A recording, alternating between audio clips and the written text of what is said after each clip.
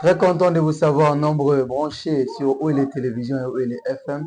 Mesdames, Messieurs, bonjour et bonsoir. Ça dépend de l'heure à laquelle vous nous suivez et bienvenue dans cette émission, votre émission Opinion publique, meilleur moyen d'émettre ses opinions. Pour l'émission d'aujourd'hui, pour la séquence d'aujourd'hui, nous parlons de la levée des immunités de l'ancien président de la République démocratique du Congo et sénateur à vie Joseph Kabila au Sénat.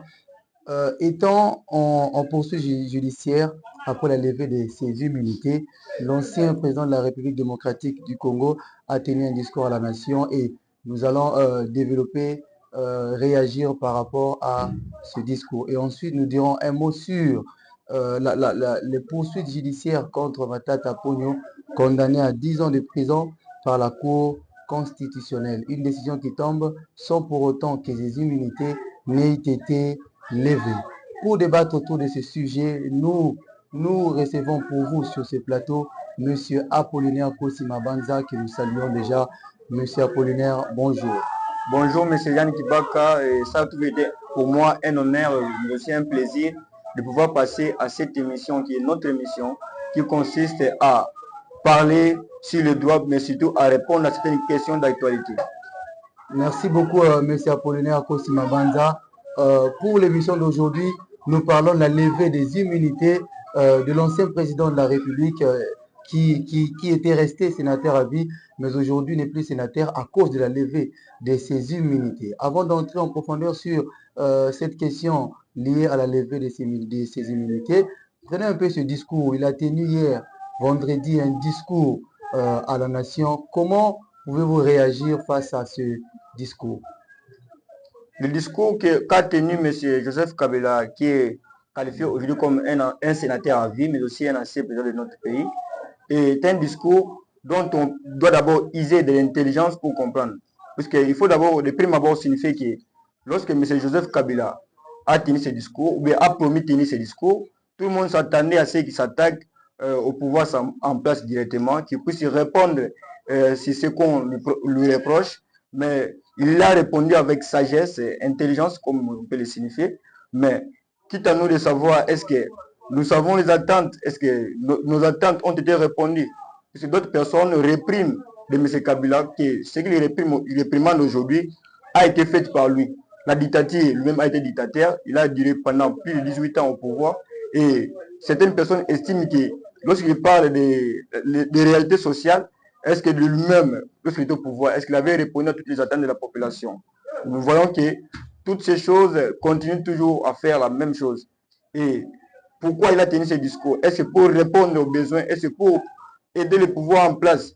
Nous le savons très bien que M. Joseph Kabila, en suivant bien l'analyse de son discours, il n'est pas là pour soutenir le pouvoir en place, mais il est là pour permettre à ce que ce pouvoir en place ne puisse plus exister.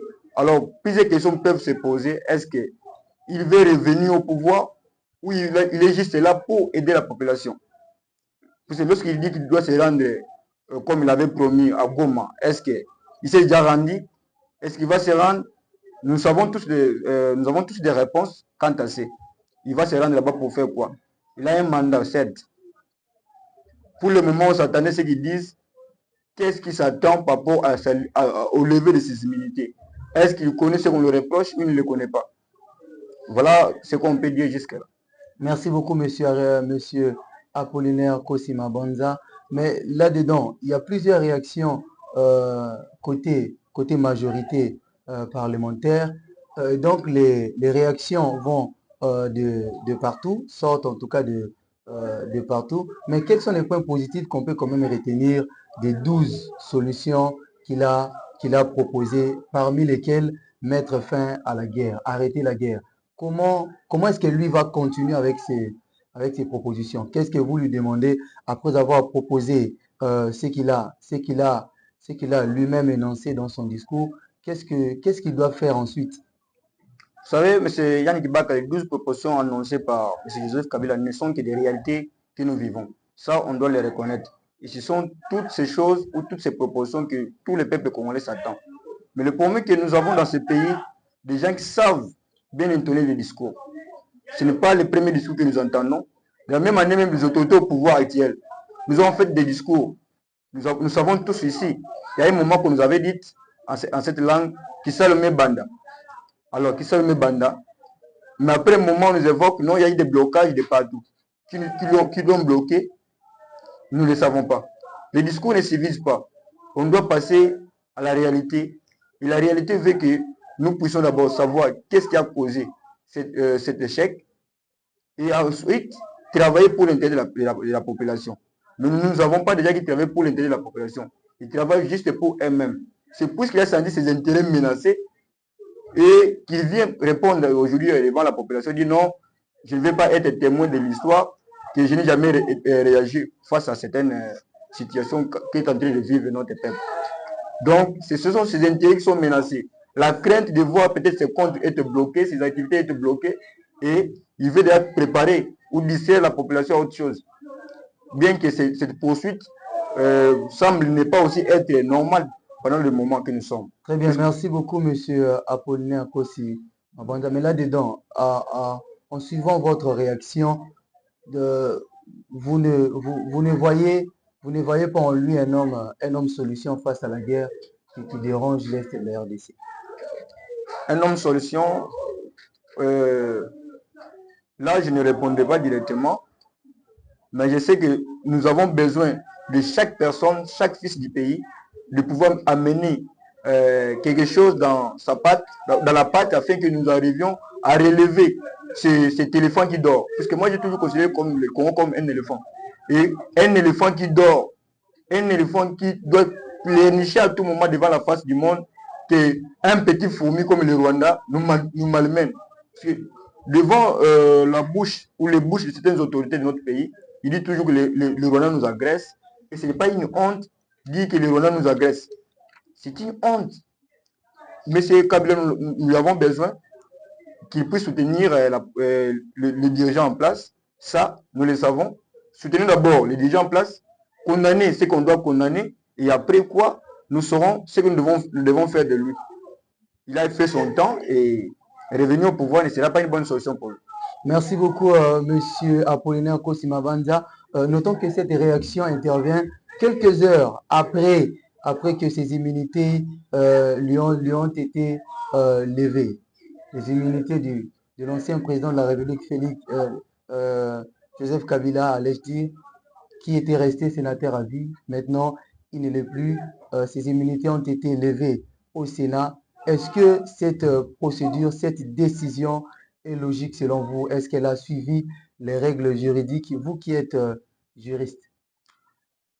En fait, la levée des immunités intervient après la demande et cela a suivi la procédure. Mais on doit se poser des questions. Quelle est l'opportunité de poursuite? Puisqu'il y a des choses plus importantes qu'on doit faire actuellement.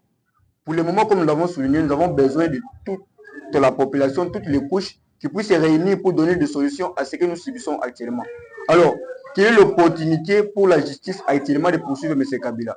Est-ce qu'en poursuivant M. Kabila, nous aurons des solutions à tous ces problèmes? Si oui, je sais que la justice a été convaincue, ou celui qui a fait cette demande est convaincu, il a des éléments matériels, des preuves qui peuvent amener à la face du monde pour pouvoir inculper M. Kabila. Ils ont tous ces pouvoirs et la procédure a été respectée, bien que les gens se posent des questions par rapport au statut qui protège les anciens chefs de l'État et d'autres personnes. Mais nous nous demandons, est-ce que c'est d'abord cette loi respecte la Constitution? Parce que les dispositions dont on nous attribue, telles que l'article 7 et 8 de cette loi, ne répondent même pas ou n'est pas constitutionnel. Et par conséquent, ce n'est même pas censé être évoqué ici. Bon, mais en quelque sorte, monsieur Apollinaire, quels sont les articles de la Constitution qui ont permis quand même au Sénat de prendre cette décision si grande? Les articles qui ont permis au Sénat de prendre cette décision, si on peut lire, parce que nous sommes de la vieille école, qui insiste toujours sur la lecture.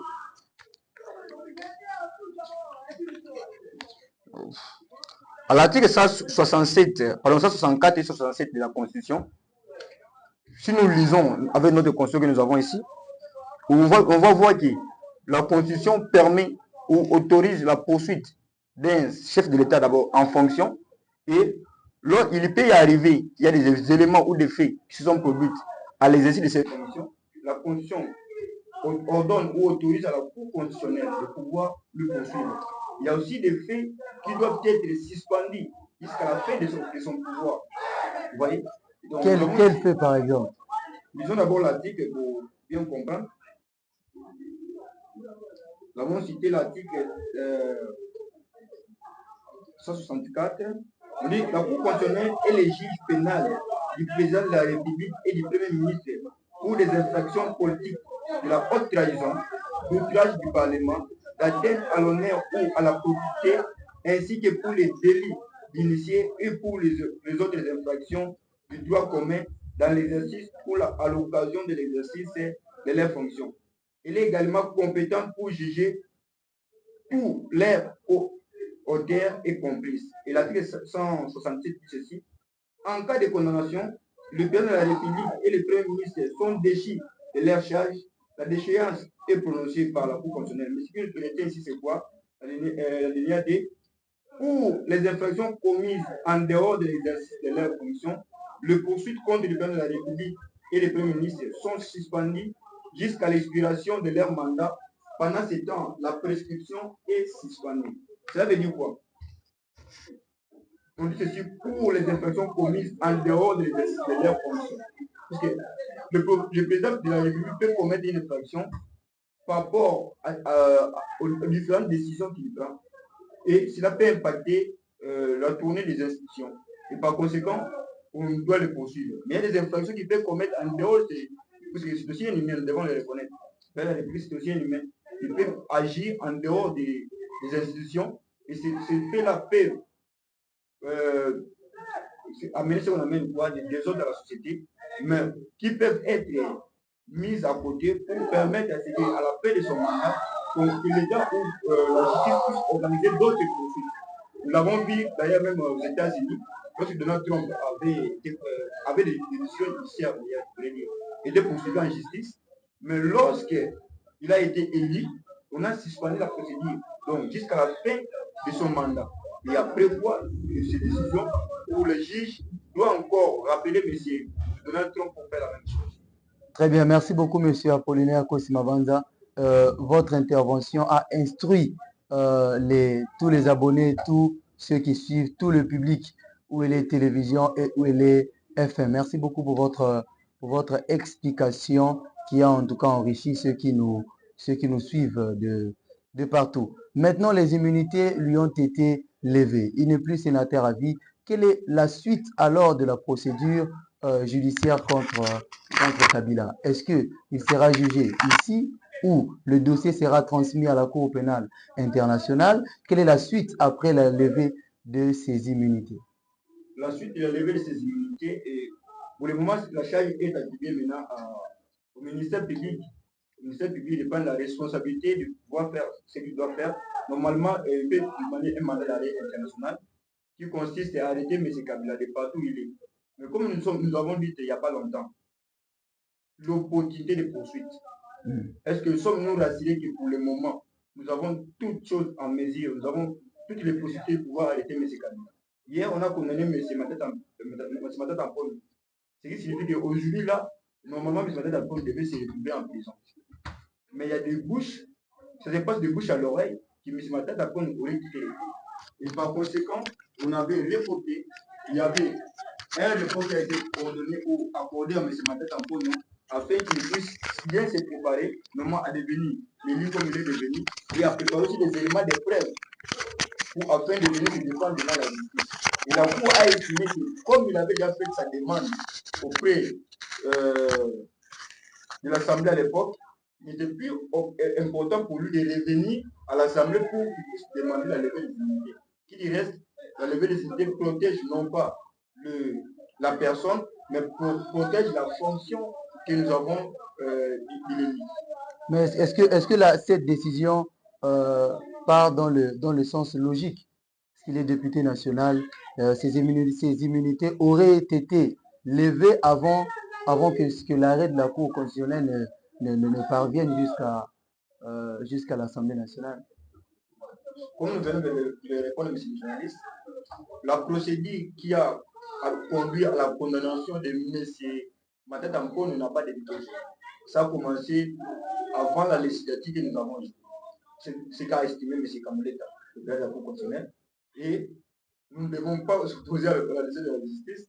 Donc, normalement, parce que les alliés de la Cour constitutionnelle, ils sont susceptibles d'aucun recours. Et M. Matata Mpone avait raté l'occasion de pouvoir poursuivre sa présentation devant la Cour, puisqu'il pouvait peut-être toutefois négocier. Non pas négocier, mais en étant clair devant la justice et en démontrant sa culpabilité, puisqu'on peut plaider coupable ou non coupable, d'après ce qu'il estime. Mais lorsque vous arrivez à convaincre le juge, on ne doit pas chercher à convaincre la population. Lorsqu'on est devant la justice, on doit chercher plutôt à convaincre le juge. Lorsque le juge est convaincu que vous êtes non coupable, eh bien, il va prononcer cette décision que vous êtes non coupable. Mais lorsqu'on sort devant la justice pour aller ailleurs, c'est là où se passe maintenant le problème. Mais aujourd'hui, étant condamné, alors que ses immunités n'ont pas été levées, mais quelle est la suite aujourd'hui? Est-ce qu'il devrait être arrêté avant la levée de ses immunités ou la levée de ses immunités doit intervenir avant qu'on l'arrête? Parce qu'aujourd'hui, il est arrêtable. Comme je l'ai souligné, la décision de justice de la Cour constitutionnelle est susceptible d'aucun recours. Donc, s'il y a une chose qu'on peut revenir avec la décision de la Cour constitutionnelle, c'est juste à la correction des erreurs matérielles. Et cela est arrivé, par exemple, on a mal photographié l'adresse, on a manqué un élément du nom ou quelques autres éléments. Mais revenir à la décision, là, c'est déjà passé. Parce qu'il n'est pas éligible actuellement pour le deuxième, par exemple, faire un recours, ou bien pour, par exemple, faire l'opposition, puisque le jugement a été fait par défaut. Donc, cela ne lui est pas réservé. Donc ça veut dire en quelque sorte que ses immunités lui sont levées ou pas, il est arrêtable. En suivant l'arrêt de la Cour, ici, on ne parlera pas des immunités qui n'ont pas été levées. Comme je viens de le souligner, ces immunités ont été levées à la législative passée. Donc, de la première procédure. Donc, pour le moment d'après la décision de la justice, nous ne devons plus revenir aux immunités. Et qu'il reste de ces immunités, comme je l'ai souligné, protège non pas la personne de M. Matata Mpone, mais protège la fonction qu'a M. Matata Mpone de l'élu. Mais aujourd'hui, si jamais il est arrêté, comment dirons-nous ça? On a arrêté un député national en fonction. C'est ce qu'on dira. Ça, ce sont les décisions qui se rapportent, comme je l'ai dit. La Cour est convaincue que M. Matata Mpone, la Cour est convaincue qu'il avait tous les éléments nécessaires pour poursuivre M. Matata Mpone. Alors, si jamais M. Matata Mpone ou ses avocats ont dit à la cité qu'on n'a pas levé les immunités, on ne cherche pas à convaincre la population, mais on doit plutôt chercher à convaincre les juges. Et c'est l'occasion, on a manqué. Peut-être qu'il peut poursuivre avec le cours international. Mais M. Apollinaire Kossi Mabanza, il y a certaines réactions, en tout cas, qui pensent qu'il aurait un acharnement contre la personne de Matata Ponyo. Comme je viens de le souligner, l'acharnement politique ou autre chose, ce sont des dialogues ou des discours qui sont politiques, qui n'ont rien à voir avec les décisions de justice. Mais il y a aussi une chose importante à souligner, si nous devons être au milieu du village, et avoir juste une interprétation législative ou légale.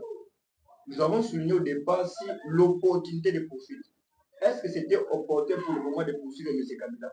Est-ce que c'était opportun pour le moment de poursuivre M. Matata Mpone? Est-ce que c'était aussi opportun de poursuivre ce qui est en gestation maintenant, M. le ministre de la Justice? C'est quoi l'opportunité? Puisque pour le moment, nous avons un problème, puisqu'il y a un débat ici sur la modification ou le changement de la Constitution. Est-ce que nous sommes aussi capables de pouvoir faire cela? Quelle serait l'importance de commencer maintenant la procédure pour chercher soit à condamner M. Kabila et que demain, nous nous retrouvons avec la même procédure comme on a commencé avec la Constitution? Vous voyez que ce ne sera pas utile. Donc, l'opportunité de poursuite est toujours nécessaire. Mais pour les cas ici présents, M. Matata Mpone a déjà été condamné et l'exécution qui n'est pas attribuée au juge, il faut reconnaître que l'exécution de la justice, il y a aussi d'autres personnes qui s'occupent de ça. Très bien, merci beaucoup, M. Apollinaire. Une dernière question autour de ce sujet. Aujourd'hui, le motif pour lequel Matata Ponyo est condamné, c'est le détournement de fonds alloués pour le parc agro-industriel de Bukangalonzo. et logiquement, ces biens devraient être confisqués. Mais il y a un problème mentionnant que ces biens ne sont pas enregistrés sur son nom. Qu'est-ce que, qu'est-ce que l'État va faire quant à ça? Est-ce que ces biens doivent être confisqués puisque même s'ils ne sont pas enregistrés sur son nom, ou on ne devrait pas confisquer ces biens? Nous avons tous suivi ici les procès 100 jours.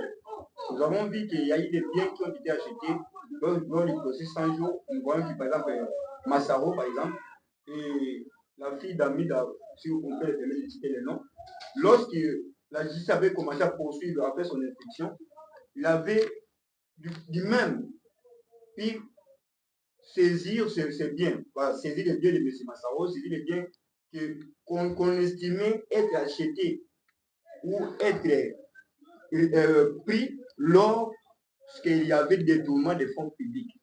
Alors, si la Cour est convaincue qu'il y a une façon de justifier que l'argent sorti de Bukanga Lonzo a permis à la construction de l'université, par exemple, Mapon, a permis à la construction de certaines choses, de certaines maisons ou autres éléments qui peuvent avoir M. Matata Tampondo, eh bien, la Cour va le procéder. Donc, comme nous venons de dire ici, M. Matata Tampondo nous a démontré, ou bien dit aujourd'hui que ces biens ne sont pas inscrits sous son nom. Ça, c'est juste des discours, c'est juste des mots.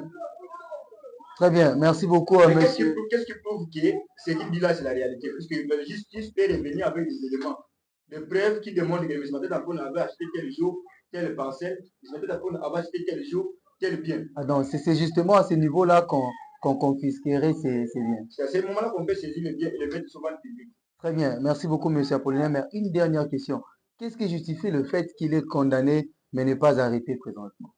Comme je venais de dire, la décision de justice peut être faite aussi par défaut. Alors, M. Matata Tampondo a institué la décision de justice par défaut. Et lorsque la justice est appelée à exiger un mandat d'arrêt qui consiste à arrêter M. Matata Tampondo de partout chez le tour. Et quitte à lui maintenant d'user de son pouvoir, puisque la justice à présent, ou bien celui chargé de l'exécution, a tout son pouvoir que l'État a mis à sa disposition, notamment la police, ou certaines possibilités qui peuvent le permettre, le service de renseignement, pour appréhender M. Matata Tampondo de partout chez le tour. Nous avons vu déjà arrêter à l'étranger, mais ramener dans notre pays. On peut le rapatrier, même s'il est ailleurs. Si jamais il y a une bonne collaboration entre notre justice, notre pays, il y a une bonne collaboration entre notre pays et le pays où on va appréhender M. Matata Tampondo, eh bien, M. Matata Tampondo peut toujours revenir au pays pour piger sa peine. Très bien, merci beaucoup, monsieur Apollinaire Kosimabanda. Nous sommes à la fin de cette émission, votre émission Opinion publique, meilleur moyen de mettre ses opinions. À vous qui nous suivez, nous vous disons merci. Nous disons merci beaucoup au DG Aristote Badiawe et nous disons merci également à madame Daniela Mindou Badou. Et en même temps, nous disons merci à monsieur Apollinaire Kosimabanda qui a accepté de prendre part à cette émission et nous expliquer et élucider les problèmes qui dérangent aujourd'hui, les questions qui sont à la une de l'actualité. Monsieur Apollinaire, nous vous disons un grand merci.